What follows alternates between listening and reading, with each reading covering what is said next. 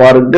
இந்த ஹதீசுடைய அடிப்படையில முடிந்த அளவுக்கு ஐவேள தொழுகை, முடிந்த அளவுக்கு அந்த ஐவேள தொழுகைக்கு முன்னும் பின்னும் குர்ஆனுடைய திலாவத், அல்லாஹுடைய திக்ர், தர்ஜுமத்துல் குர்ஆன், தஃப்சீருல் குர்ஆன், அல்லாஹுடைய சிந்தனையில் ஆழ்ந்து கடப்பது. இதை தவிர வீட்டு வேலைகள் எல்லாம் செய்து கொண்டு தஸ்பீஹ் ஓதிக்கொண்டே செய்வது. இப்படி கழிப்போம் என்று சொன்னால் எவ்வளவு பலன் கிடைக்கும் என்பதை நாம் விளங்கிக் கொள்ள வேண்டும். ஏனென்றால் சொர்க்கவாசிகளுடைய நிலை என்ன தெரியுமா?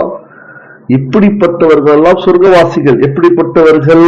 பெரும்பாலும் தன்னுடைய நேரங்களை, தன்னுடைய செல்வங்களை, தன்னுடைய உடம்பை, தன்னுடைய உடைமைகளை அல்லாஹ்வுக்காகவே செலவிடக்கூடியவர்கள் எல்லாம் தீர்க்கதரிசிகள், வலிமார்கள், இறைநேசர்கள்.